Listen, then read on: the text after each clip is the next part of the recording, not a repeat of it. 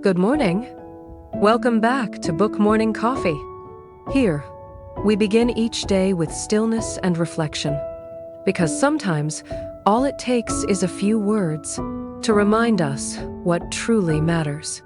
This series, 15 Ikigai Paths, is about discovering the many ways people live meaningfully, each with their own rhythm, their own song. Each Ikigai path is like a mirror reflecting one way to live meaningfully. And maybe this one will sound a little like your heart. In our last story, we met the farmer, a soul whose Ikigai bloomed from the earth itself, rooted in patience and gratitude. Today, we meet someone who plants seeds too, but in minds and hearts, through stories and words. This is the storyteller's voice, an Ikigai that gives life to words. He lives surrounded by words, books stacked like old friends, notebooks filled with half-written lines, coffee cooling beside a flickering candle. He's always been curious about stories, the ones we tell, the ones we hide, and the ones we become. When he writes or speaks, it's not for fame or attention. It's to remember. He remembers how stories once saved him, how a book gave him hope when life felt small, how a voice on the radio reminded him that kindness still exists. Now, he offers that same gift to others.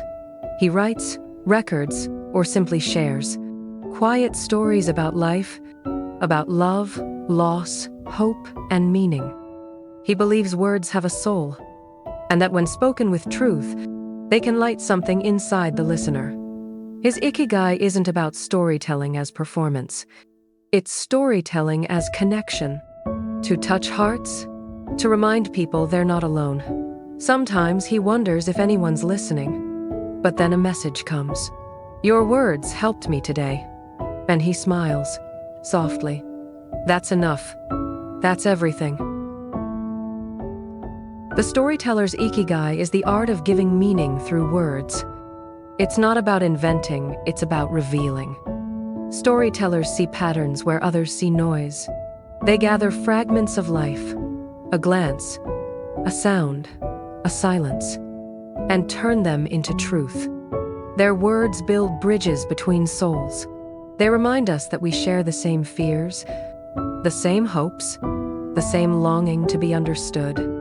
The storyteller lives for that invisible moment, when someone listening quietly whispers, "Yes, that's me." Take a breath. Think about a story that once moved you, a poem, a film, a memory, a conversation. Do you remember how it felt? Like someone had spoken straight to your heart? That's the magic of the storyteller's Ikigai. If you love expressing, writing, sharing, if your peace comes when you give voice to what others can't say, perhaps this is your Ikigai. Storytelling isn't just about words. It's about empathy. It's about seeing yourself in others, and others in yourself. The storyteller's gift is not loud. It's tender. It's the sound of truth wrapped in language. Stories are the oldest form of healing. Long before medicine or machines, people gathered around fires to share what they had seen, and found comfort in knowing they were not alone. That hasn't changed. We still need stories, to make sense of chaos, to soften pain, to carry wisdom forward. The storyteller's Ikigai is service through expression. He doesn't just describe life. He helps others feel it again. Every story told with honesty becomes a mirror. Every listener who connects becomes a bridge. And in that cycle, between voice and heart, between speaker and listener, the world heals a little more. If your joy comes from telling stories, from writing, speaking, or sharing your truth, perhaps your Ikigai lives in your voice. Because when you give life to words, you give others a way to find themselves again. And that's what makes the storyteller's path so beautiful. It reminds us that meaning isn't something we discover. It's something we express, Each Ikigai path is like a mirror reflecting a different way to live meaningfully. Which one feels like yours? Thank you for starting your morning with Book Morning Coffee. This was the Storyteller's voice, an Ikigai that gives life to words. If you've ever shared a story, or found peace in writing or speaking your truth, comment below. This feels like my Ikigai. And subscribe so you won't miss the next morning story.